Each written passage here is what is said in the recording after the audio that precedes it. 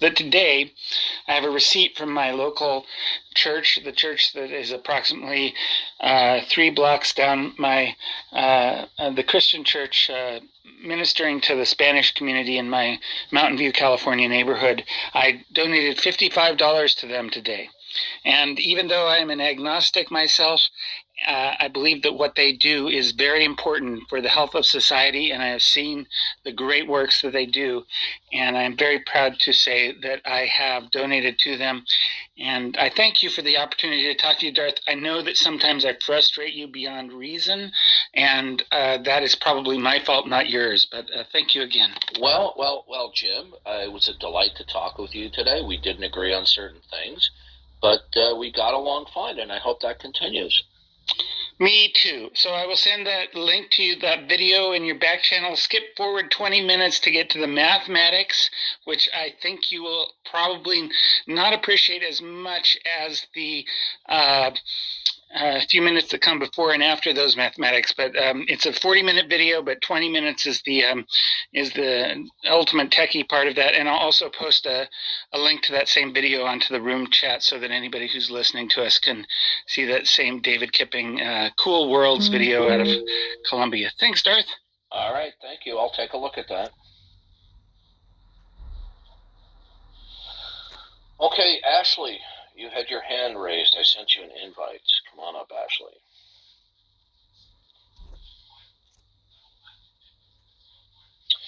Well, that was nice because all previous interactions with Jim, Ashley put, I'll try to be nice. It did not go well each and every time. And to my surprise and to my delight, well, I think we had a good interaction. Go ahead, Ashley. All right, Darth. Now, I'm Scottish, so I'll try to be as clear as possible. You're Scottish. I'm Scottish. Before you begin, can you just say for everybody, and I want you to say in a very excited and intense way, I want you to say, I haven't got the power. I can't do it, Captain. I don't have the power. I can't do it, Captain. Thank you very much. I'm an old Star Trekkie myself as a kid growing up. So go ahead. Do you mind if I ask you a question? Sure. All right, so just pretend for a moment that you got somebody with a gun to your head, all right? And he's going to give you 2 questions. And the first question is going to be, would you lie? And the second question is going to be, would you molest this child? Which one you going to pick and why? So we're gonna go down this route, okay? Oh, you've been evasive. You've been evasive to me. Okay, listen to me. Please don't be rude, okay? Why are you asking the question? Because it's a hypothetical. Why are you asking the hypothetical? Has something motivated you to ask that question? Yeah, I seen a video. Okay, now, what video have you seen that motivated you to ask the question?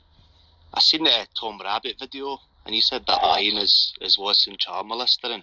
Okay, and what is my position that you've heard out of my mouth as to what my position is? Let's see if you understand what my position is.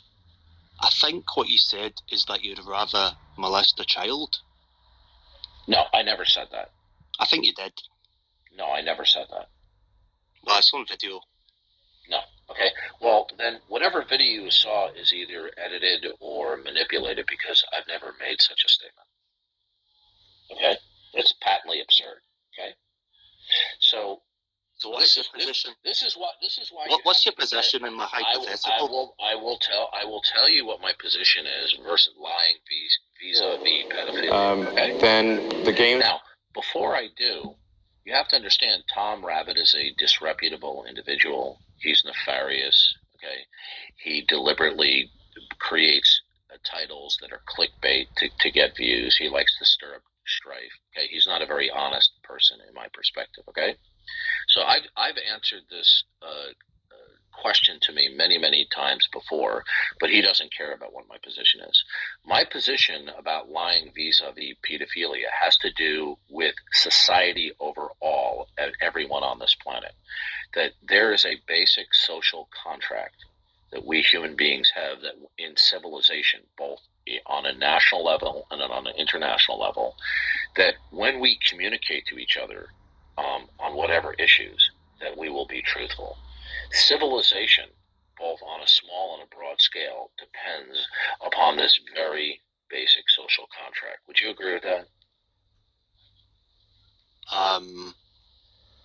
I think morality comes from God, so I don't know what you mean. Sir, that's an evasive response. Do you believe that there's a basic, unstated social contract between human beings, like the one that you have between, let's say, your brothers or sisters or your roommate or your spouse or your children or the people that you work with or interact with, that there's an expectation on the part of all human beings that we will be truthful? Does civilization require that as a working ingredient? No. Oh, okay. So we civilization would still work effectively is if everybody was committed to lying. Why wouldn't it? Because when the very communications, people are explicitly and implicitly portending that they're being truthful. When you turn on the TV and you look at the weather report, okay, do you assume they're telling you the truth as far as they see it? You have an expectation. You have an expectation that everyone that you deal with, everybody that you hear from, you have an expectation that they're going to be truthful, don't you? Well, I could just look out the window, no? Okay, all right. So you're not going to answer the question honestly. Well, could I not just look out the window? Goodbye. Okay, so here we have is a little sleazy little troll again he watches some stupid Tom Rabbit video, okay, trying to misrepresent my position. My position is this, is that the purposeful rejection of the basic underlying social contract in civilization, that we will be truthful to each other, is vastly worse than instances of people mistreating or misappropriately touching children. When I have said that on a broad scale, they misrepresent my view, saying that instances of lying are worse than instances of molesting children, which is not my point. But then again, it never ceases to amaze me how people misrepresent my position. Okay? Yeah, it's just like the atheists out there. They're just like their father, Satan, the father of lies. And people lie about my position when it comes to lying vis-a-vis pedophilia. Okay? Come on up, Rosie.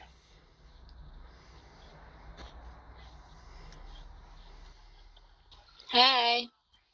Hey. I've been up here before. Had a kind of cool chat with you guys before. Don't know if you remember. Okay. So are you an atheist? I am indeed. Okay. Can you explain to us the rational basis why there is no supreme being, creator God? Okay. I think that there is no God because how can it happen if, like, so many bad things happen in the world? Okay. The fact that there are states of affairs that the both of us or others find very distasteful or unpleasant, it doesn't follow from that what is fundamental to all states of affairs is not a mind. Okay? Now, you might think that if that supreme being, creator, has additional properties such as love and benevolence, why in the world would he allow such distasteful situations? But the fact that you might find it seemingly incompatible, it doesn't follow from that they are in actuality incompatible. What would be incompatible would be that particular God, and let's say, for example, the Christian God, who I hold to and I defend and I only argue for. Initially, when he created this world, there were not these distasteful situations. Okay? But as a result, because this world right now, including those distasteful situations, is in an abnormal state. This condition that we find ourselves in totality on this planet was not the initial conditions. Okay? The initial conditions that the God of the Bible created, these distasteful situations were not included as a part of the plan. But because of the rebellion of man, God has temporarily judged this world as a part of his ultimate plan of redemption to motivate people during the course of their lives with both good and bad things to seek God in the afterlife and not to love this present world. And that includes distasteful situations of death and even pain and suffering. Okay? So one may want to conclude that these distasteful situations are incompatible with a maximally benevolent God, but it doesn't necessarily follow that that's the case. Okay. Interesting. Okay. The reason why a lot of people will raise such an objection, right, is because they deem that they have a better plan of creation than the God of the Bible. But you see, all they're then using, therefore, is their own reason about how things ought to be or should be in the plan of creation. But that's not a defeater at all. That's just simply an exaltation of their human reasoning as having supremacy over the God's reasoning. Okay? I see. So in the biblical view, God has created a world of agents, both of angels and humans, that he seeks to fellowship and love, and so that they can love him and be happy forever. But in that creation, both some angels and man, Adam and Eve, initially rebelled. Well, in God's plan of creation, he has a redemptive plan by which he's not going to redeem the fallen angels, but he will redeem those in humanity who fell into sin, who desire to turn to God and to be saved. But I don't believe in any of this, though. This doesn't make sense to me because I don't believe it. Okay, well then not believing in it is a worldview denial. So you are denying the Christian worldview by virtue of your worldview. Okay? But why must I look at the like Christian worldview as it being correct? I don't think that there's a correct way to view things. Well, then you have no reason to believe or disbelieve anything then. But then, like, I could say the same to you. Why do you? Did you just say there's no correct or wrong way to see things? We don't know. We don't know how things happen. We actually don't have any proof. So there isn't a correct answer now. So do you have proof? Okay, are you going to let me respond? Yeah, for sure. I'm just asking. Okay, you just made a universal declaration. We don't have proof, but you didn't finish that. What does that mean? You don't have proof. What does that mean? Well, exactly. We don't have proof that God actually exists, and we don't have proof that science created the world. So, like, my point is, like, how can there be a correct way? I think that everyone can have their outlook. I don't think there is a right or wrong outlook. Okay, so when you say there's no proof of God, okay, that is the equivalent of saying God does not exist. Are you aware of that? Please repeat, sorry. When you say there's no proof or evidence of God, okay, that is the equivalent of saying God doesn't exist. I just don't believe in it. Okay. Do you believe rationally in the not God world? I still don't have any evidence to say that God didn't make anything. Okay. So is it your position that there is no God, or are you claiming to merely suspend judgment as to the existence and non-existence of God? I'm gonna say that a theory of science is more suitable to what has happened. That's not an answer to my question. The question was, are you claiming to suspend judgment about the existence and non-existence of God? Yes. Okay, now let's examine if that claim is true, okay? When somebody claims to suspend judgment about the existence or non-existence of God, they're claiming they have no disposition toward God or not God. However, we can show that this claim is not true by revealing what one's disposition is about facts, because in a God world, all facts by necessity would reference the necessity of God. In a not God world, facts would not necessitate referencing the necessity of God. Okay? Now, when you invoke facts, okay, hold on one second.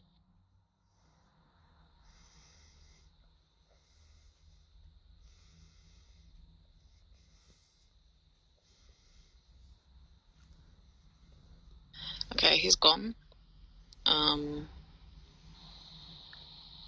Theo? He'll be back. Yep. Sorry, did you say he's going to be back, or did he just radically drop out? I actually don't know. Okay. Yes. So, I heard him in the background, but I didn't hear specifically what he says. There he's back. See, I told you. I probably just dropped out. All right, I'm back. I was just distracted by one of my family members. Okay, so we can reveal what one's disposition toward God is indirectly by their disposition toward facts. Okay, so facts will either reference the necessity of God, or facts will be invoked without referencing the necessity of God. When you invoke facts, do they reference the necessity of God? Do you consciously do that? No. What? No, I said no. Okay, so you are invoking facts as standalone without respect to the necessity of God. I mean, I don't really know what you're talking about. When you invoke facts, you're invoking them as standalone for whatever reason. There are no facts. Don't you understand? Like, there is a created story that you guys have made up. Listen to me. There are no facts. Is that a fact? There are no facts. The Bible's not factual. Do you know that? Okay, we're right now, we're not talking about the Bible. Okay? See, what I find commonly happens when I start talking with an atheist, they start to rabbit trail, which is what you're doing. Okay? I think that's let me ask you this question. I think you're just like finding random things right now. Listen to me. Is it a fact, as far as you see it right now, that you're talking to me? Yes. Okay, but you said there are no facts. No, I meant there's no facts in religion. Are we talking about first of all, how to make a building? Wait a minute. That's not what you said. Keep your voice down when you're talking to me, sir. Okay. Well, I'm doing that because you are now being dishonest. Now. Okay. All right. Now, there's a reason why I have a title of the room the way it is. Okay. Mm-hmm. Now, it's very simple. When you invoke facts, do you consciously reference the necessity of God for those facts? No. So you are consciously invoking those facts without reference to the necessity of God, then, right? I don't do anything factual with God. Okay, I'm gonna kick you out of the room really fast if you don't start answering the question honestly. I'm so threatened. Facts, okay, goodbye, sunshine. See, goodbye, sunshine. Typical deceitful atheists. When the questions start to get more clear, okay, and they expose your position, they start to lie and they start to be evasive. Yeah, laugh all you want. Bye-bye, okay? This is what they do. They start off on a good foot, and then they start to become more evasive and deceptive. And one of the ways they lie and they become deceptive is to start to segue onto semi-related rabbit trails rather than staying focused on the question at hand, which is what she was doing. Okay? She did not want to answer the question truthfully about her disposition toward facts, because then it was going to reveal...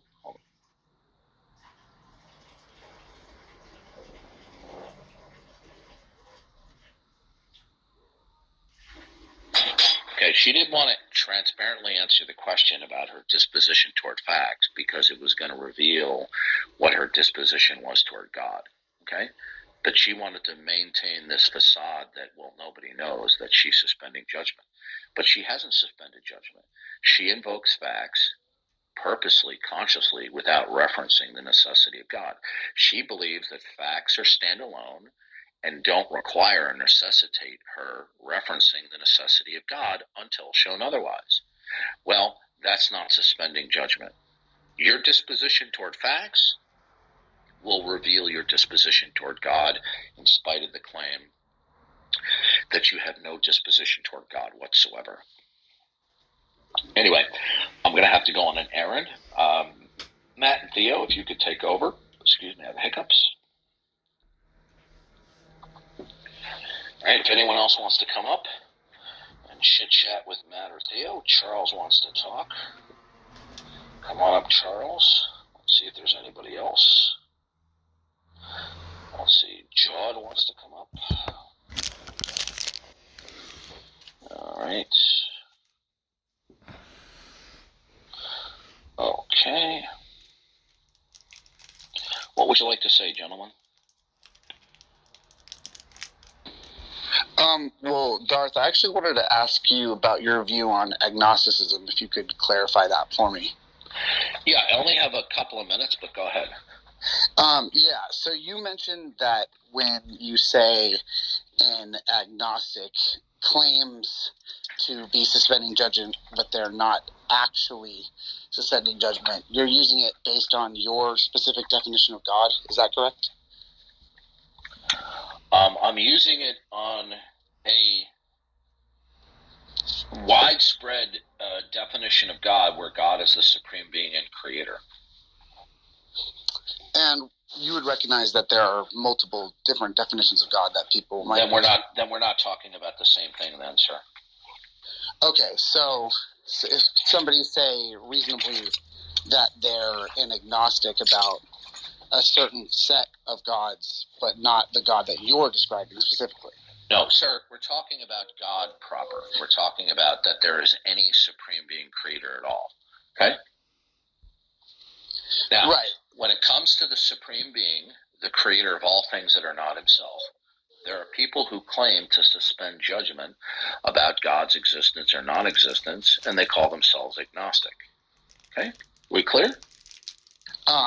Well, I think for most of them, they just mean that they're suspending judgment on whether a God, as in a supreme being, that may or may not be the ground of every single fact and every single possible. Because, like, it would be impossible to argue with a God that's the ground of all possibilities, right?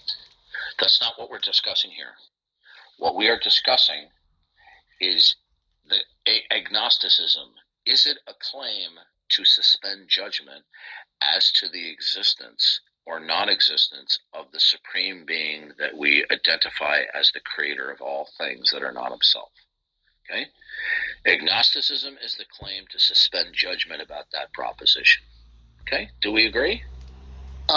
I don't think that's how most agnostics are using it, but when you're asking them about that Sir, would there's only three responses that somebody can give. Okay? Right? Sometimes four, but we'll go with three. One can affirm the supreme being creator, one can deny it, or one can claim to suspend judgment. Okay? Now, right. Somebody might want to raise the issue of atheism or theological non-cognitivism to say that the idea of God is just simply incoherent. Okay? And I would think that would fall under the category of a denial of God. Okay? Sure. So somebody will either affirm God, they will deny God, or there are people who will claim one way or another to suspend judgment. And what's the argument that they can't claim to suspend judgment? They're claiming not to have any disposition toward the existence or non-existence of God, but that's impossible because everybody has a disposition toward facts, and one's disposition toward facts will reveal their disposition toward God. So if there was something like at the root of a concept, you couldn't understand that concept unless you claimed one way or another about what was at the root? Okay, let me answer it this way. In a God world, every fact that is not God, by necessity, derives and depends upon God. In a not God world, there are no facts by necessity that derive and depend upon God. So do you understand the nature of facts in both models of reality? Yeah, when you define God good. Now that you understand that, now, when we ask somebody about their disposition of fact, okay, all we have to ask them is, when you do invoke facts, do you reference the necessity of God? And the answer will be no. Occasionally we'll get somebody who is deceitful and say, I don't know, which is a lie. Okay? Well, so, sorry, go ahead. Yeah. So when an agnostic invokes facts, okay, either in their head or verbally, they will do so without referencing the necessity of God. That means that they are conceptualizing the facts existing standalone without the necessity of God. Okay. So, from my understanding, the agnostic is making a claim that they don't know for certain whether or not the issue is not what they claim. The question is what is actually entailed when they make such a claim. Right, but wouldn't that be the difference? When they say they don't and know, okay, T.H. Huxley invented the term, okay? Are you aware of that? I was not aware of that. Okay, T.H. Huxley in the late 19th century invented the term agnosticism. The term agnosticism has been bastardized by atheists on the internet. T.H. Huxley stated the following. You can read it in the Wikipedia article on agnosticism.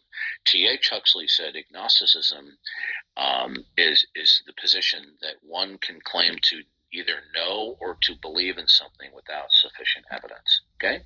So agnosticism entails making no knowledge or belief claims. It's not limited to knowledge versus belief, because knowledge is a subset of belief. Okay? So agnosticism is at its core the claim to suspend judgment. Can I ask you a related question? It's not trying to rabbit trail. Bring it right back to the point. Sure.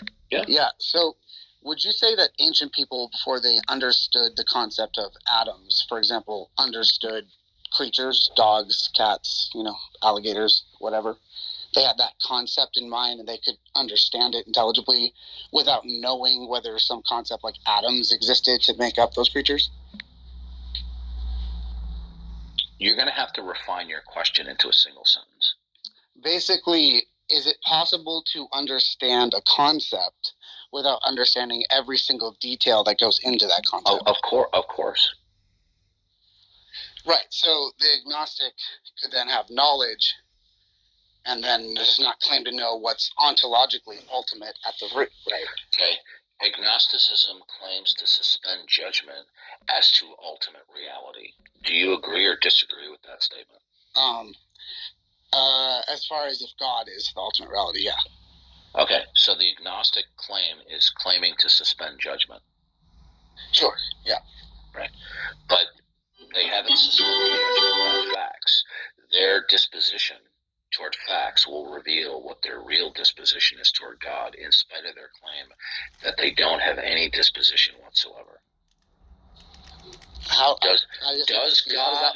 Hold on a second. Does a God world or a not God world have an immediate relationship with the nature of facts? Ontologically, yes. Okay, so when one invokes facts, okay, one will either invoke facts verbally or in the quietness of their own mind, either with or without reference to the necessity of God.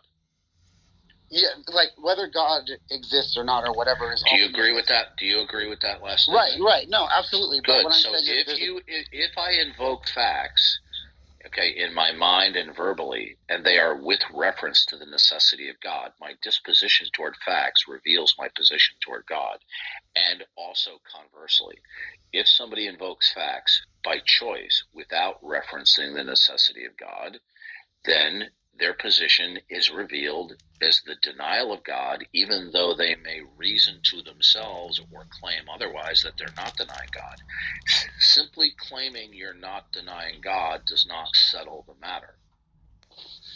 Well, okay? So basically what I'm saying if a rapist is caught in Central Park and he denies raping the woman to the police and said, officers, I wasn't raping her, I was just making love to her without her consent, does that denial work? No, it doesn't. The agnostic is making a claim. The claim doesn't hold up upon careful examination. Now, if you were to go, let's say, if you were a picker going around country trying to find antiques, and you went into a barn somewhere, okay, you might find what they call an antique car that's a barn find, and it may look like a fabulous buy. And you have your flashlight out, and you're looking all throughout the car, and you're like, wow, I'm going to be able to flip this and make thousands of dollars, right? Okay. But then, if you get permission, you roll the car out into the bright sunlight. When you look at a barn find under the sunlight, you might come to a radically different position as to the value of the car, as opposed to looking at the car with flashlights in the dark barn. Okay? Sure. Now, so depending on the perspective that we apply, right? So, sorry, that last line got cut off. Can you say that again? Yeah, an alarm. Yeah. So, the true nature of agnosticism doesn't come to light unless you ask certain questions. If you don't ask certain questions, then the claim to suspend judgment seems to be legitimate. Okay. Anyway, I have to run. I have to run an errand. I'll be back later. But Matt and Theo are quite adequate in addressing these issues. Let me bring up Tom Locke. He's already up. Good. Oh, is he already? Okay. All right. Thank you for inquiring. So I guess I can ask you guys. So, how is what Darth was saying different than, I guess, conflating ontology with epistemology? Because, like I mentioned before, you could have the concept of a dog and not know about the atoms that built up the dog. People had that intelligence, so they didn't know what was at the root of the creature, a dog, but they still had intelligibility about the dog. So if you brought up the concept of atoms to them, they would be agnostic. You're bringing up a specific metaphysical, empirical category. Right. Is God not empirical? I'm just saying that's a mitigated sliver within the pie. Sure. In the worldview, I guess. Well, it's not really addressing the broader context. I mean, you're just saying it's a broader context on an empirical scale, but not on a worldview scale, unless you're saying that one person wants to be a strict empiricist and they want to defend their worldview from a holistically empirical standpoint. Well, unless you want to be a strict empiricist and answer Hume on his issues, okay, that worldview is unviable. Okay. So is your position God isn't verifiable? What's that? Is your position God is not verifiable by definition? On empirical grounds, God's spirit is incorporeal.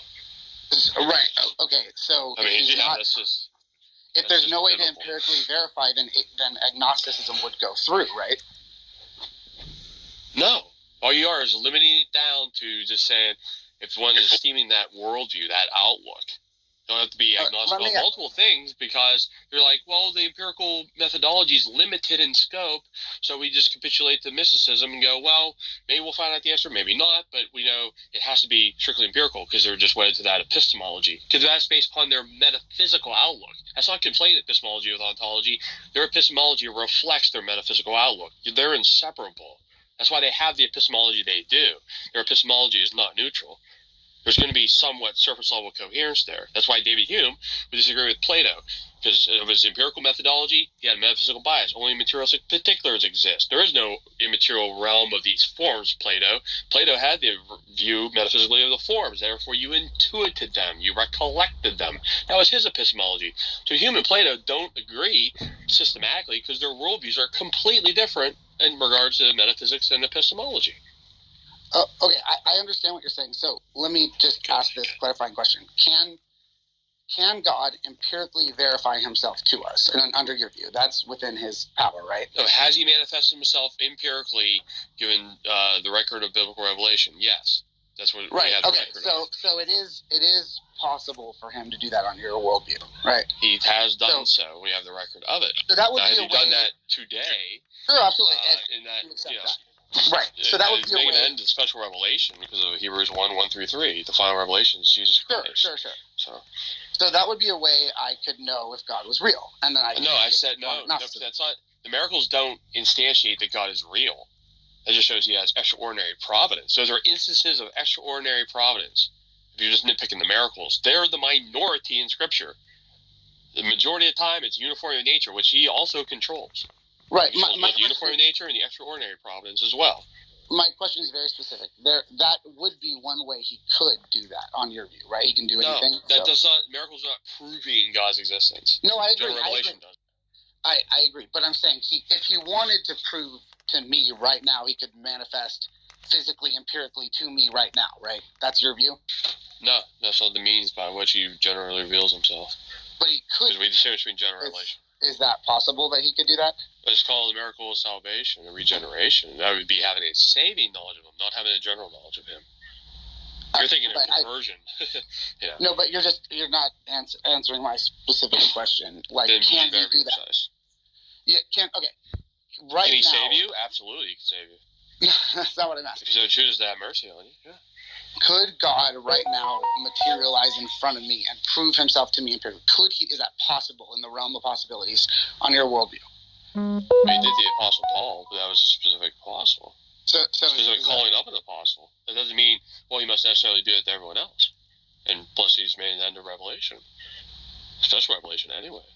Right, so is that a the specific calling of the Apostle Paul was for the writing yes epistles and lay out the gospel in that fashion, and all the other things of setting up the church, and that's why he called the Apostle Paul. And then we got the prolific writings of the Apostle Paul. Right. Okay. So that is one way. Could he do that to Paul? Absolutely. Does that mean necessarily he has to do it to you? No. Or to me? No. I'm not saying no. I'm not. That's not what I'm saying. I'm not saying he has to do that to me. Your questions are too broad in general. To when I address it from a biblical perspective, I go, in a sense, yes. In another sense, no. Okay. Sometimes we're talking in two different senses. Right, but I'm saying that would be one way I could verify that he existed, right? And that hasn't happened because that's within the realm of possibility on your worldview, and that hasn't happened. So I would go back to my argument then about looking at what's the empiricist would say that's the standard God must bow the knee to, but I'm saying he's not obligated to meet that standard. The empiricist demands it from him. Right. No. I'm not saying he's obligated to do anything. That was not. No, you're just saying, would that fulfill your criterion? That's just an external critique. Going, well, that worldview needs to bow to my external Procrustean bed, because as an empiricist, but even on your worldview, on our worldview, general revelation that is empirical. That's everything, but including us. But Romans 1 makes a delineation between, it also parses out innate knowledge, which is a priori. If we want to talk about interpret the sense experience. Well, okay. Well, you better if you want to still in the Bible, yeah. If I want to talk about general revelation, then the question would be, how do I differentiate from, something being ultimate, like an ultimate pantheism versus your specific God versus a Platonic object? No, if you're still man in the Bible, you would start with what we do, the creator-creation distinction. If you fail to do that, then you're not still man in us. Well, that is our dualistic metaphysics. It's two separate issues, right? We were talking about special revelation, and then we were talking about general revelation. When we're talking about general and there's two types of knowledge too. Right. But one is before the other too. You don't have special revelation unless you have general revelation first. Okay. Can I introduce this as a thought experiment then? So let's say there was no special revelation. On your worldview, general thought experiment. Cool. On your worldview, general revelation would be enough, right? General revelation would be enough to prove God. Even if, just hypothetically, he's the one that furnishes the proof. Yeah, that's directly. Yeah, right. Okay, yeah. Exactly. And it gets through. Romans 1 says gets through. Right. Okay. So, just talking about general revelation before debating anything about special revelation, if we're looking at general revelation, and I have intelligibility about a dog, or whatever, right? Even on your worldview, I can understand the dog without understanding something underneath it, right? Like what an atom is. On a specific metaphysical, the way God set things up doesn't negate that he set things up that way. We just have the empirical endeavor of seeing the relationship of how different things are set up in the world. That's fine. But that's a mitigated empirical investigation, which is not the broad scope philosophical worldview consideration, which is on the basis of him being self-revelatory, instantiating creation, man made in his image. You got to deal with the ontology of man. From that perspective too, God's the ultimate interpreter of everything he creates and instantiates, secures all the relationships exhaustively, and man is a finite secondary reinterpreter imaging him, or to think God's thoughts after him. That's a Christian view of knowing things. Sure. If I may, I think Jose and I have been sort of waiting for a while. I'd be happy. You want to take a break for a little bit? If we could, Charles. I'm happy to give way to Jose if he wants to go first. Please. Yeah, we can revisit you, Charles, if you'd like. Okay. If you want to hold on for a little bit. I'm quite happy to let Jawad go first. All right. Take your pick, guys. Thank you. I want to preface this by saying that I also believe in God 100%. And the question I had for Darth and yourself, Matt, and Theo is, when you're thinking about God's existence, do you think of God as being in a state of being or being in a state of becoming, or no, just state of being. No, God does not change. Regarding his nature is immutable. God does not change in the essential nature and essence. Okay, then I think this is, again, it's an open question for me as well as for you guys. Then how can God make a decision if there is no passage of time? No, I say he relates to time differently than we do. But he's the ground of all beings, so. And he says he has the ability to choose to create, to instantiate reality, to speak things into being. That's Psalm 33 in a nutshell. No, I understand that. Spoken and stood fast. Understand that. You're thinking of it in creaturely categories. I mean, No, Matt, if I may, I'm just saying I believe you. I understand what you're saying. But those things are events, and they would have to exist in the framework of time for them to be... Okay. It's failing to... Well, if you start with the creator-creation distinction, so I'm talking about the very outflow of time as we perceive it as the very outflow of his creative decree, theologically and biblically. He spoke and stood fast. The very passage of time, the very flux of change, of becoming, because we have being and becoming. We're human beings. We're not pure being, as God is. We're becoming. Yeah, we have change. And but God we also does have not permanence become. through change. Huh? No. Then you're saying God does not become and God does not have... God is absolute pure being. He's the ground of all being. As Acts 17:28 says. So no events in God's experience. Huh? No, he knows all things eternally. It's one simply eternal act. That's the definition of omniscience. Okay. But that would mean then necessarily that there are no events in God's being. Because you're applying creaturely categories to him. You're just asserting process philosophy or process theology and imposing that upon God. That's not biblical. I think you'll find, if you check the replays, that I've done none of that. But thank you very much. I appreciate you didn't do it explicitly. I think you're doing it implicitly. No. Look, I'm driving it as an implication. Matt, I appreciate your point of view. I was very careful in how I worded it, and I was very careful not to make any presumption. I understand that. I understand that you might think that this was an attack. It wasn't. I was genuinely curious as to what your thinking was. And that ultimate metaphysic, which comes from Alfred North Whitehead in the history of philosophy, then you have the process theologians apply. When you brought up the event, that's Whitehead's whole point. I don't care about... So sorry for me putting two and two together and go, well, you're... I don't care about Whitehead. We're just talking about what you said. Matt, look, honestly, I don't care about Whitehead. You said. You said events in God. I go, that's very Whitehead. But you said that God created. You said that God did things, right? I'm going to come back in 5 minutes. In creation.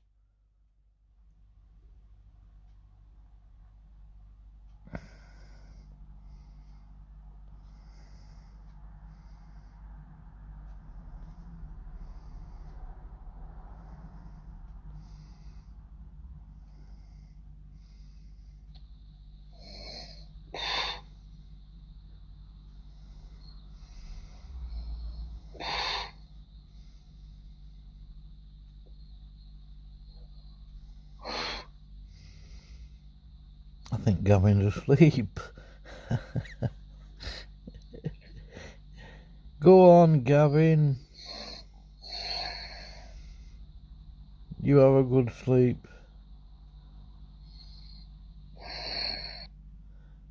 Yeah.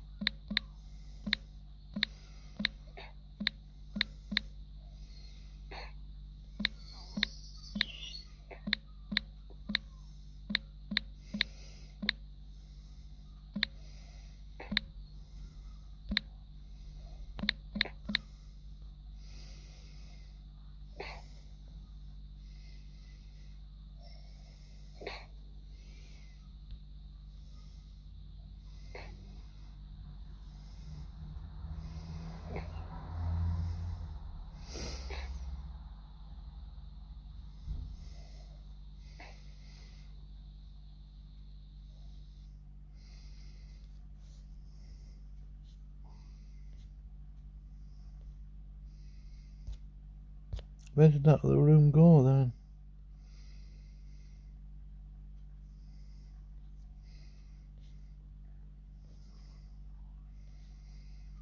Oh. And I know how to parse those things out to, quell people's confusion regarding it. So, all right. Yes, Bible says, God changes not. Malachi, in the book of Malachi, his nature is immutable. Psalm 102, 25-27. He's eternal, immutable, does not change. It's applied to the Son, Hebrews 1:10-12. If you want to steal my Christian theology, we got to deal with the transcendent characteristics of God. Then we can deal with those attributes being displayed in the immanent realm, which he, is sovereign and sustains and creates and upholds everything. I go, he can interact as an author. He can interact on the storyline level as well. There's no change to his being regarding that. That just shows he's sovereign. He's Lord. And they just kept putting That's what we mean by the lordship of God. Thank you, Theo. Not that it's your fault that they were putting the boot in, but you could have said something. All right. Anyone else have any input on that, or Charles, or Jose? Jose, do you want to bring up your issue before you revisit what Charles is bringing up? Oh, we need his Derek Lee to turn up. I'd be glad to ask a question if anybody would be willing to perhaps answer it for me. Fire away. Well, it's very nice to see you, Tom Locke. We had a conversation the other day, and I really enjoyed it. So thank you very much for that. I don't know you, Matt, or Theo, but it's very nice to talk to you. So I hope you're all doing very well and you're having a good day. Not too bad. Yep, thanks. Hope you are too. What's your question, man?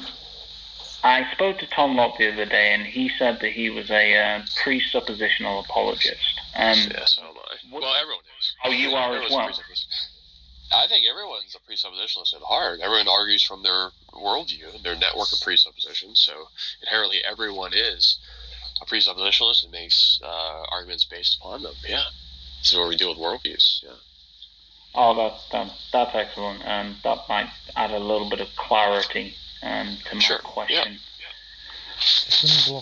So would it be fair to say that in your worldview, you believe that God is a necessary being? People in the room. In other words, God is such a type of entity that he must exist in any possible world.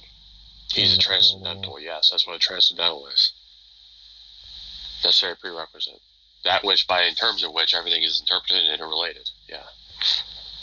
The ultimate transcendental. Okay, so suppose I were to say to you that there is a world in which God does not exist. Like, on what grounds would you say that world is absurd, or incoherent, or contradictory? Since he's a precondition of intelligibility, you take him away, then there is no intelligibility to anything at all. You have to ground unity and diversity, ultimately in the ground of all being, which we have from the Christian perspective, given the ontological trinity, okay, within an ultimate personalist context and an ultimate personal covenantalism there. If you do not have that grounding, you don't have a subject-object relationship or even a context to view it in, other than you just use in impersonal, abstract terms, which is just that which is purely formal, abstract, non-personal, non-intelligent, doesn't know anything, doesn't stand in causal relations to anything, is immaterial without a mind. Therefore, you wouldn't have any physicality to anything.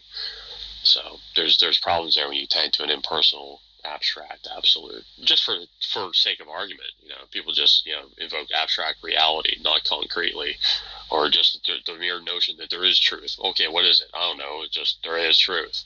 It's just a bare formal claim. There's no concrete character to it. We're laying out the concrete nature of God as he's revealed himself, self-attesting and self-revelatory into his concrete image bearers and concrete creation. Well, I enjoyed that response. I thought you gave a very good explanation there of why you personally don't think that a world without a God, as you define a God, could possibly be possible. No. But my argument, my it's stipulated, question, but it destroys intelligibility. Because we did an internal critique of it on its own terms to show that it blows itself up. Can't possibly be true. Okay. It's like cashing out.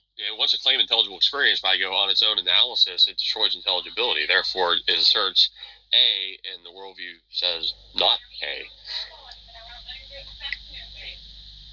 Okay, but I understand your point of view on that, but how would you demonstrate that such a world in which that God that you believe is the precondition for intelligibility is necessary? Like, that's it. How would you say that it couldn't exist? How would you demonstrate that? What's the argument? Actually, I've got more time. That's given a transcendental proof. When we lay out our worldview, and then someone says, "I don't think that's true." I go, "Good. Show me where you're standing." And we refute all opposition. I mean, I do like Theo. There's really only three classes of worldviews you're going to fall into. If you refute a scheme in general, you refute every single variation of it. So there's not like an infinite number of worldviews there. We need to show that they self-slaughter each other on their own terms. We just show the opponent in denying Christianity and steering away from that system at any theological or philosophical point. They slit their own theological or philosophical jugular. That's how you're vindicating the truth transcendentally by impossibility of the contrary. Not just a contrary, but the contrary. Okay. I kind of agree with you that trying to argue that there is no grounds whatsoever for intelligibility is pretty difficult to do. But I guess my question is, how would you argue that the only possible explanation for intelligibility is a God? Like, what is the argument that concludes with the statement that only God is a possible rationalization? You're doing a transcendental critique. We're comparing worldview systems against each other, and then even how you can account for a system at all. They want to have, network of presuppositions that are unified, coherent, systematically related. I go, okay, your worldview must cash out how you have unity amongst diversity, first and foremost. Go ahead. What is that basis? Transcendental ultimate that grounds both unity and diversity coterminously, co-ultimately. That you even have coherence of related presuppositions or foundational beliefs, plural. You just don't automatically get to go, you just had this granted to me, and now you need to answer the question, and just let you run with that and go forward with other things. I go, that's very fundamental. Okay, but it's an ultimate issue. It needs to be. You just made reference to the one and the many argument, which I believe is a fundamental issue. Yes, I agree with you. It's a very interesting question. It goes all the way back to pre-Socratic philosophy. It's a very old question, but I guess my question would be, how do you cash out the conclusion that the only answer to the one and the many is God? Because the trilemma that the question of the one and the many raises is, how do you justify the belief in a coexistent unity and plurality? And the Van Tillian answer to that is that the only possible answer to that question is triune Christian God. Now, my question would be, A, how do you answer exactly, how do you make an argument that concludes the only possible solution to that trilemma is God? And B, how do you conclude that the only possible solution to that is the Christian God? I'd like to hear an argument that perhaps... So it's a trilemma. You only gave two issues there? Well, no, it's a trilemma because Van Til rules out the possibility of a unity, and he rules out the possibility of a plurality. Talk about transcendental necessity here, not possibility. A trilemma has three possibilities by definition. So we're talking about three possibilities, and the way... The transcendental argument has only one. You're not even dealing with the nature of a transcendental argument. You're showing that even your opponent, in order to argue against your position, is presupposing your position to even argue. The intelligibility of the very argument they're making, even as bad as it is, as sloppy as it is, I can still understand it's intelligible. I go, wait, that means you must be saying on my worldview to argue against it. Only mine can cash out intelligibility. It's transcendentally necessary. I'm not remotely sure that any of that had anything to do with what I said. And if you understand Van Til, you understand Kant. He's not arguing for mere possibility.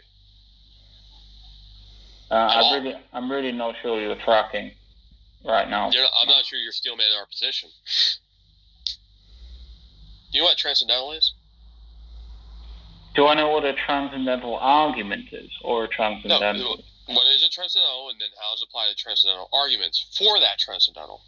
Okay, let me give you an example of a transcendental argument.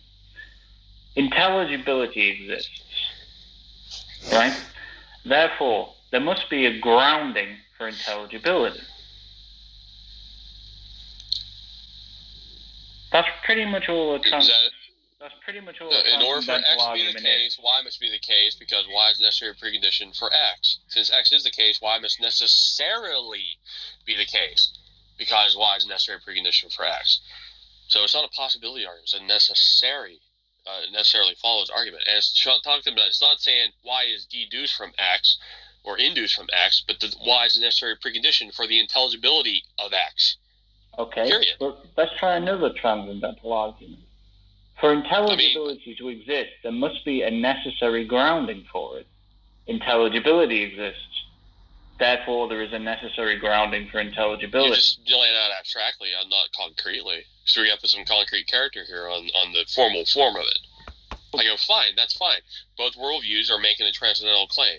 My worldview is a necessary precondition for the intelligibility of X. You assert, I don't think it is. Then your worldview is making the necessary claim, the first transcendental claim of your worldview is a necessary precondition for the intelligibility of X. So we can label my worldview Y and yours, B, or just pick anything, or P or Q.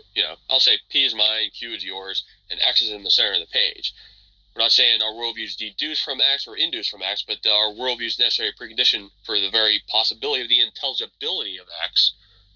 And you're not going to doubt that X or say, I wasn't really committed to it. You're going to say, no, that's intelligible, and I don't doubt it. I believe my worldview can cash it out. I go, good. You are making that first premise claim that you're saying Q implies X. If I show on your own terms it says not X, you have contradicted the very thing you want to invoke. Your worldview is not cashing it out. It will destroy the very possibility of X if it's some operational feature or principle or something like that that's intelligible. Say the object, the very operational feature of predication. That involves grounding, how you can have unity amongst diversity, and they'll destroy themselves. The subject and predicate are not radically disjunctive from each other, but they're not identical to each other either.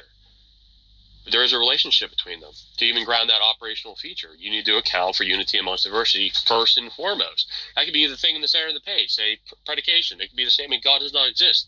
I go, that very statement could not be invoked unless God existed. It would not be intelligible.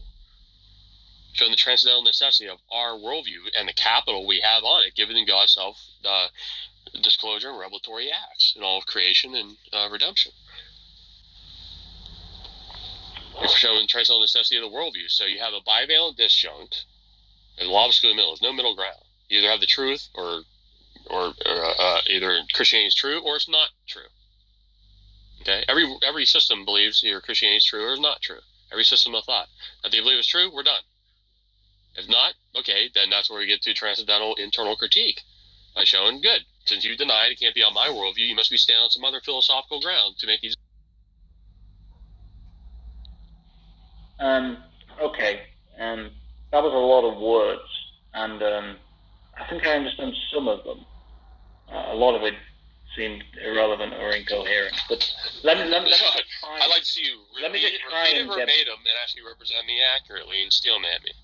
That's Van-Thielen analysis just in a nutshell. I can sum it up in 3 minutes. I don't think you need a half-hour dissertation, otherwise you'd be accused of being long-winded. A half-hour dissertation would probably bore most people to tears. So I'm going to That's not engaging with us. I'm going to try and explain where I think we're coming to a disagreement. Like, we're both making the same kind of argument. Like, you talk about a transcendental argument.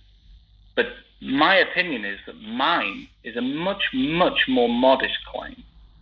I would just argue that something grounds intelligibility. Your claim is that a very specific set of possibilities grounds intelligibility. And you would call that God, or the God concept. When you say possibilities, plural. Yes, because your claim that a God grounds intelligibility at the moment is pretty indistinct. There's lots of different God concepts. My claim is that some concept, something grounds intelligibility. Now, that's a much more modest claim. And given the fact that I'm making a pretty modest claim, you really have the burden of proof.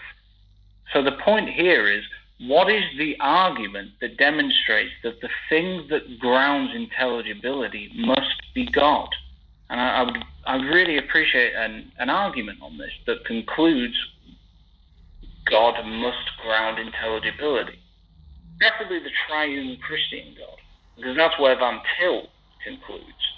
I mean, maybe you can summarize his argument here in less than 30 minutes so everyone doesn't die of boredom. But, I mean, I'll grant that you're not a person who's prone to brevity. So, when everybody get ready for a storm of words that may or may not. Do you want to have an argument, or like you're just going to be accusatory? Where you want a substantial explanation, then you're going to accuse the person of waxing eloquent. You know, like, come on, quit doing the bait here. I would definitely never accuse you of waxing eloquent about anything. No, you just said a lot of words. Just trying to be succinct and clear and make an argument. A minute ago. I just laid out what the basis of a transcendental argument was. I didn't hear any counter rebuttal to it. You just said, well, it was long words and blah, blah, blah. I'm like, so are these things flying over your head and you're not getting them? If anything was unclear, you didn't say, well, I'm unclear on this particular issue, Matt. I was tracking, but you lost me here. I would just like to hear an argument for the necessity of God. I just gave you with the transcendental argument. It's a bivalent disjunct, worldview analysis, doing transcendental internal critique on the contrary. And so you're showing that the opponent denied the transcendental. Look, you can only make an argument denying the transcendental if he's presupposing that transcendental ultimate. How could you? The person who argues against the laws of logic has to presuppose the laws of logic to argue against them. Now, the laws of logic are not ultimate. They're not, when someone asserts that is if, like, laws of logic are the transcendental, I go, the only way you understand what a transcendental is that by which, in terms of which, everything is interpreted and interrelated. That location of ultimacy. Which Van Til is saying, the conclusion of a transcendental argument is showing what you should have started with to begin with. You're proving your ultimate starting point. Transcendentally. Okay, I'd still very much like to hear an argument that concludes with God is therefore the necessary precondition That's for what it intelligibility. is. Showing the worldview that he instantiates. Deny that worldview, any facet, and you destroy intelligibility, philosophy, science, morality, everything. Look, my worldview has within it. Anything. My worldview has within it the possibility that God is the grounds for intelligibility. No, it isn't. I don't rule that out. You are asserting that anything else is impossible. Sir, that's a much bigger claim. Sir, please provide an argument for that claim. Is he actually on your side of the page, or is he not on your side of the page? You're just saying your philosophy tanks at some point and going, well, it's ultimately mystery, and I got to play agnosticism card. It's some big question mark. Could be him, could not be. It's just a question mark. You're not going to name and claim what that is. But he's not on your side of the page, period. That's the thing. He's on my side. So we're on two different sides of the page. He's on my worldview. We're comparing worldviews here. He's not on your worldview. He has no part in your worldview.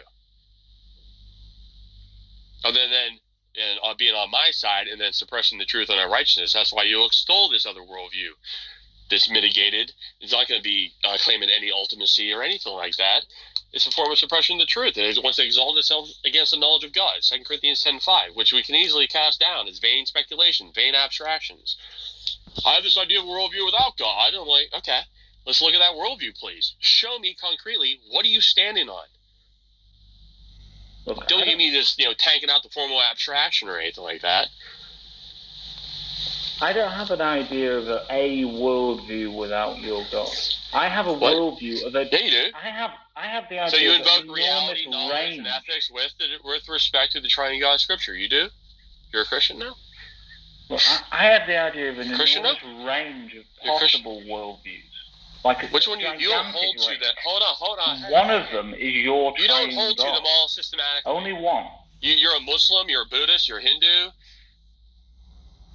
All at once? Really? Want to be eclectic regarding that, huh? Want to do the fruit salad worldview, huh?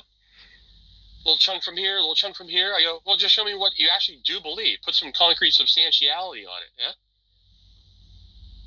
You've laid out nothing but merely, well, there's a bunch of worldviews out there. I go, yeah, which one you hold to?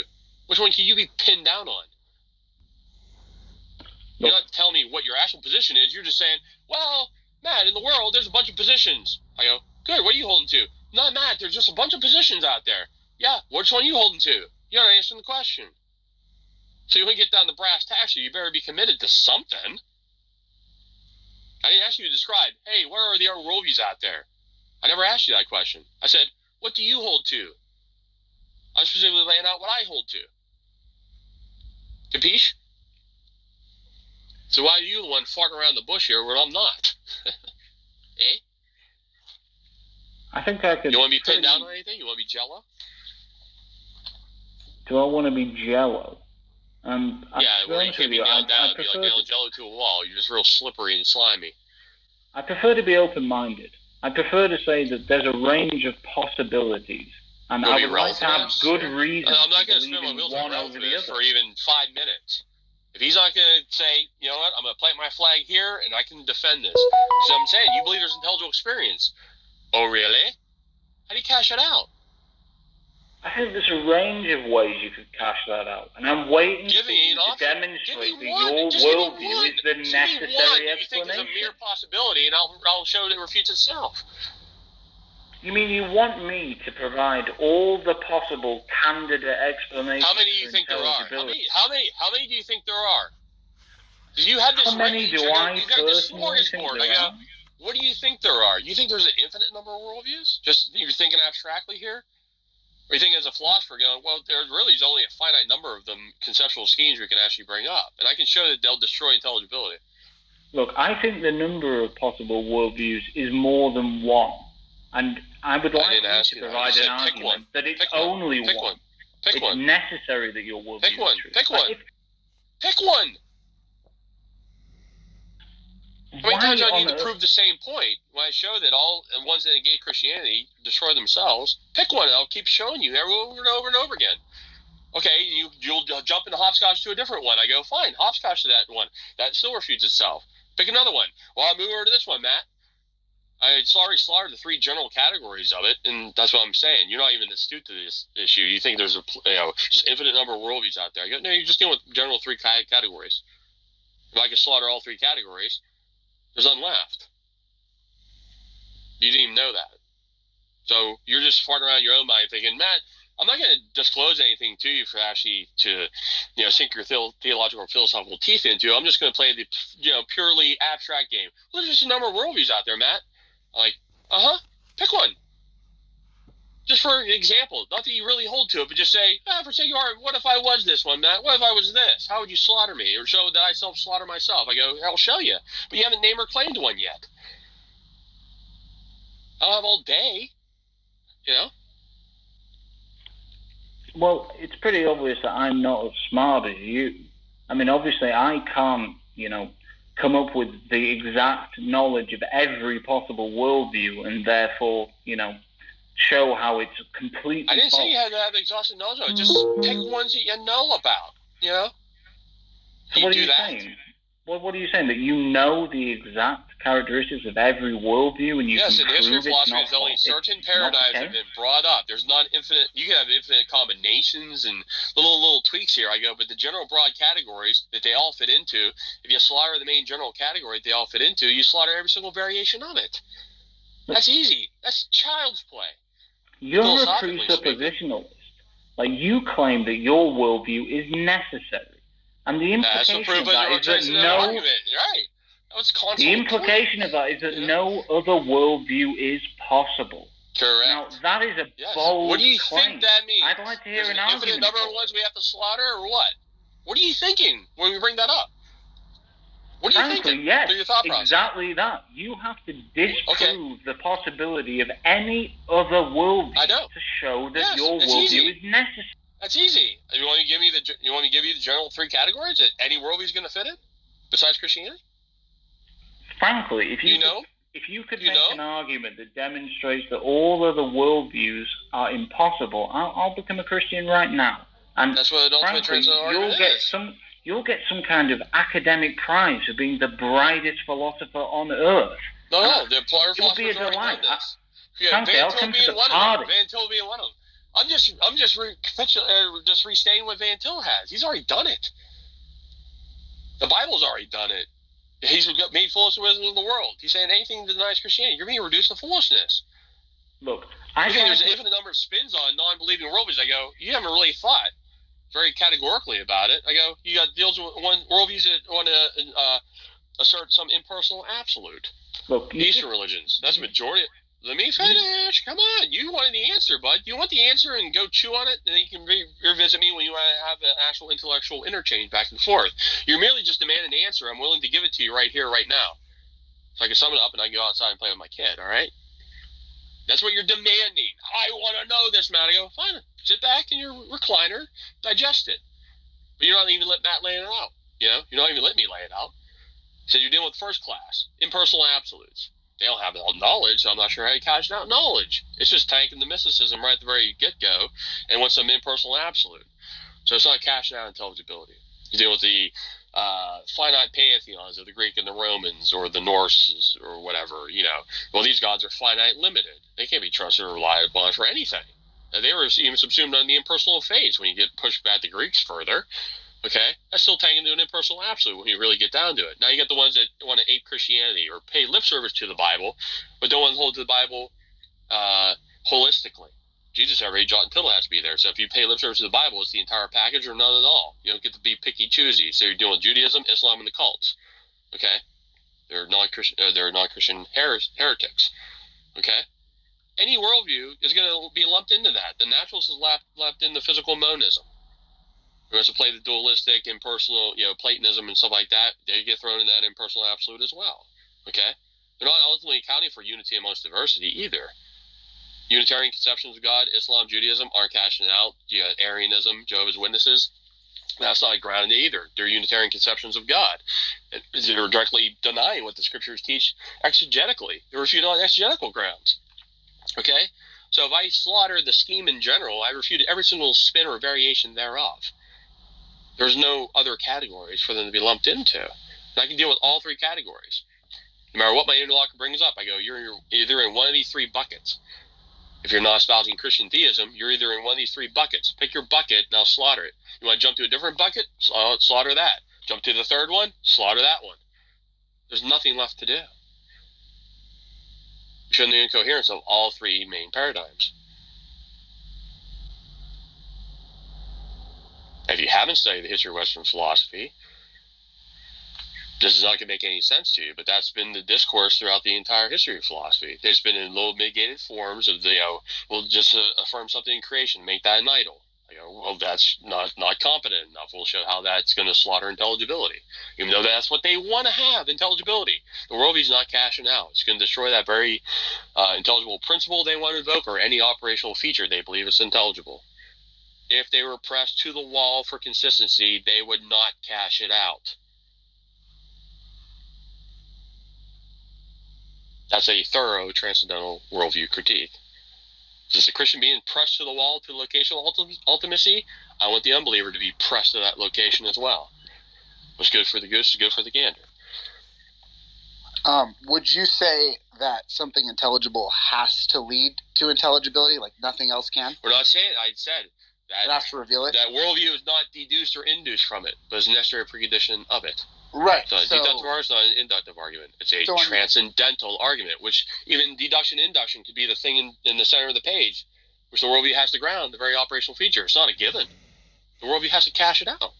Okay, so on your view, something intelligible has to reveal intelligibility to us, or we wouldn't have intelligibility. It's the very grounds, preconditions of. We're dealing with the preconditions of intelligibility. I'm sorry, could I just get a yes or no? I don't like how you're twisting the language, so I'm going to be precise and say how I want to state it. Okay. So. Is it possible for, let me ask it this way, is it possible for something without a mind to give us intelligibility on your worldview? Is that possible? No. Right. No. Okay, perfect. So when I go outside to my garage right now and I step on a scale, I haven't weighed myself in a while, the scale doesn't have a mind, right? Talk about a mechanism the man uses to measure things. That's not what I'm asking. The scale doesn't have a mind, right? You better be dealing. The scale didn't build itself. Well, the scale doesn't have. I'm dealing with the antecedent things of how you even get a scale. Even Aristotle would say, look, there's certain artifacts that man can make. Hold on. We're not there. Makes a table. You bet. Well, you just leap to a scale. I go, wait, there's preconditions I know. for even a I'm scale, sir. Come on. I'm illustrating a point. The scale doesn't have a mind. I get the point, but it's just leaping over multiple issues to try and get to a scale. I go, I'm dealing with the points 1 through 10 before you can get a scale. Right. My point is the scale reveals information to me because I haven't weighed myself in a while, and it's a device that man can make. Which requires intelligibility to make. So you can get intelligibility from something that's not a mind. It's logically possible. Dude. So that defeats. You're saying human beings have the ability to measure things. That's a device that man created to measure things, just like a measuring tape. Sure, that's not the point, though. Yeah, it is the point. The point is you can get intelligibility from something that doesn't have a mind. Dude, that's not grounding intelligibility. I didn't say it was. You're arguing that way. No, your argument surface level do you want to be? This is shallow. It just shows the shallow ineptness. You bring up this lame ass illustration and go, but the calculator or the scale gives me info. That's not what I'm saying. That's all you're arguing here, dude. Your first argument. What was the reason you gave? You can't hide behind the facade here. I see clearly through that. That's the only reason you leapt to that example. I go, why not a calculator? Oh, we don't really care about the antecedent preconditions for how you even get a calculator. That's more systematically fundamental. Oh, we don't care about that. Can we just leap to some mitigated device? That's not the point that I'm getting at. That is the point. You leapt to it. So what was the rationale that you gave for why the first worldview that you mentioned wasn't possible? What was that rationale? Could you repeat it? An impersonal absolute? The calculator or the scale is not ultimate. I agree. It's not. But then you're not dealing with my argument. No, hold on. What was the reasoning you gave? What was the reasoning you gave? The world view from the location of ultimacy, not some mitigated artifact of man's creation. So you're comparing apples and oranges here. So what was the reason you said that worldview is impossible? Can you give it again? It's not providing the preconditions of any intelligible experience whatsoever. Even the making of a scale or a calculator, how it's even possible to make such a thing. So you said initially that it was impossible for something that wasn't a mind to reveal information to us. That's why that first worldview wasn't possible. Ultimately. Yeah, okay. That's been my entire argument. So in our experience, it comes way down later in the history of man's ability to sub-create things and create devices for calculational purposes. That's not the point. What the hell? The point is your rationale. That is the point. No, you were literally wrong. The rationale you gave us. Dude, now you're just hanging out the bare claims here. You're not focusing on what I'm bringing up here. You're bringing up some mitigated sliver that's way down the line. Man's discursive reasoning process to create different measuring devices. Like you grow up a tape measure for crying out loud. Right, I'm not talking about a tape measure. I'm talking about a device. The unit of measurement. What's a scale measure? Wait. Physical properties. The scale reveals information to me. Physical measurements. So the centimeters or inches. You know? Sure. If I don't know, you could talk about tape measure too. If I don't know how. Any unit of measurement. We use a spectrometer or something like that. The scale shows you information when you any step device on it. One. I go, well, that's not ultimate. That's something that requires intelligence to make. I'm not talking about what's ultimate. I'm talking about your rationale. I am. That's why I bring up the other dude. No, I know. We're not dealing with my argument I brought up. We were dealing from an ultimate basis. Hold on. I think we're getting a little heated here. I'm just talking about the rationale you gave for why the first worldview was impossible. The rationale you gave from an ultimate standpoint. Now I'm nuts. You go to some scale like, how the frick is that parallel what me and him were arguing beforehand? Because you told Jose that that's not possible. That's why we have to have a God. From an ultimate source. You bring up some mitigated sliver of when man has intelligible experience and he's a creative engine bearer of God, reflects the creator's aspect of being able to be a sub-creator of things. He can create devices for utilization of dominion over the world. Can you give an argument for why it's not possible from the ultimate source, but we see it possible from other sources? The ultimate doesn't have any knowledge, doesn't possess any knowledge. How's it cashing out knowledge? So how is that not special pleading? What? How is that not? I'm not applying some. You're conflating the mitigated device that comes way later that requires man's intelligibility to even create. And you're like, Yeah, but how can we calculate our ultimate and just say it's just some impersonal thing that doesn't have No, knowledge? I'm not saying the calculator. I'm not saying the scale is ultimate. I'm not saying it's ultimate at all. And get on the same freaking paradigm. What are you replacing the ontological trinity with? What are you? Whatever is ultimate. I don't know what's ultimate. I'm agnostic. Okay, the mere formal claim. You have anything other than pure abstract formality? That there is truth. You want to be concrete about it? I am. Okay, do you have an argument for it? I'm showing a transcendental argument. Deny the Christian worldview, you reduce to absurdity. Right, and your argument was that you're the one taking that there's some absolute there, but that's a pure fideistic claim. So you're the one taking the fideism here, not me. Let's calm down here. Okay, let me ask it a different way. What is your reasoning based on your experience that you have? Transcendentally. No, that's transcendental proof. I go, that's our rationale. No, that's not what I'm asking. What is your reasoning to assume that it has to be an ultimate that's a mind versus not a mind? Showing what happens when you reject that. If you take that shallow thing, okay, but the atheist is claiming, he wants to be the global atheist, so we got to just deal with that. You're denying that the creator is not a mind or whatever. So we're just using that basic attribute, which is pertinent to the Christian God, of course. But he has other attributes as well. But just using that bare attribute. And the reason you gave was that it's impossible to get that, right?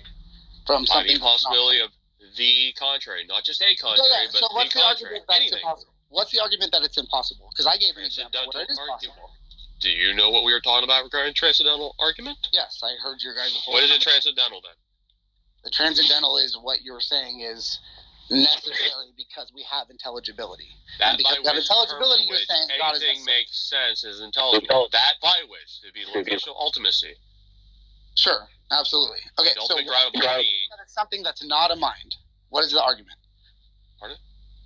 What is the argument that it's not a mind? That's something ultimate that's not a mind.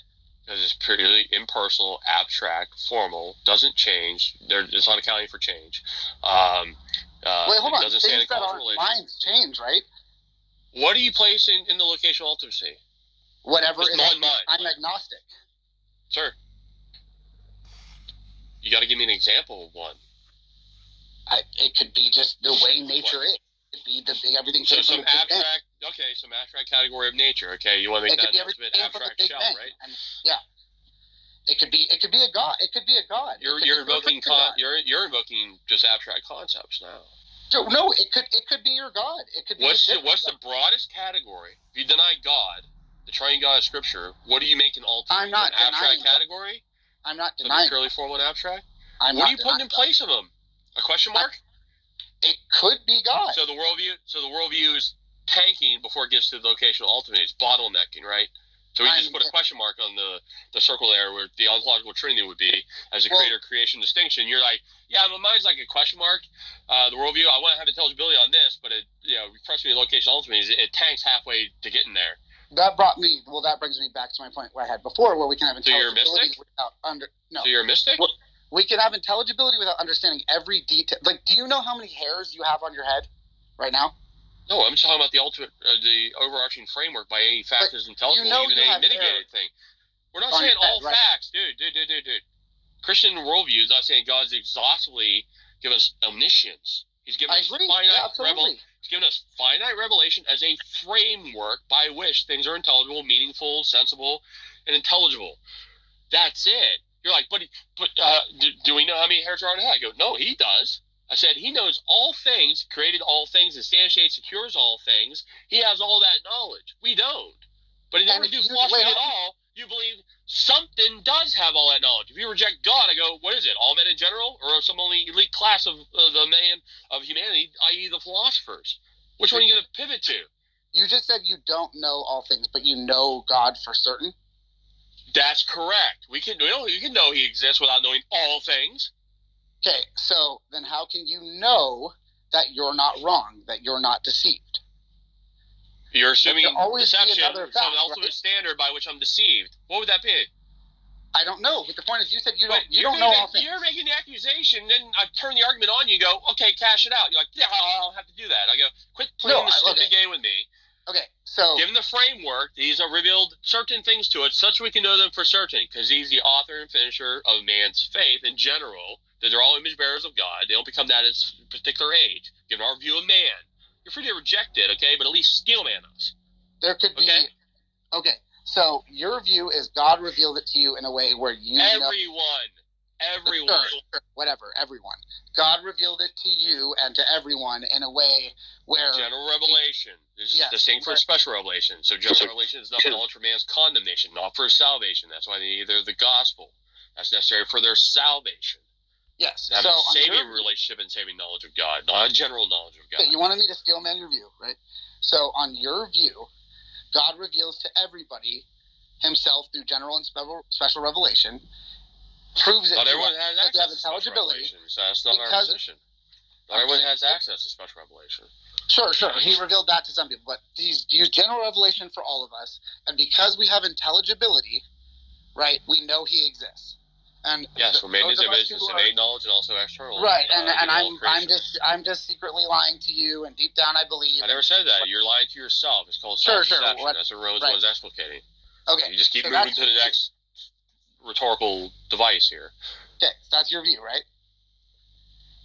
The man self-deceived himself. He suppressed the truth and unrighteousness and exchanged the glory that's due to God for the very things they possess, intelligible experience. They ought to thank God and honor him as God. They don't. They suppress the truth and unrighteousness and exchange the glory that's due to him for things in creation. False idols, worship man himself, whatever. Anything other than Yahweh, they'll worship. Make ultimate in place of him. I go, what do you put in place of him then? As your idol? If you want to worship him as the ground of all being and creator, sustainer of everything, then what, Mr. Mystic? I never claimed to be a mystic. So, did I steel man your view? If you're not a mystic, then you're going to name and claim what that is.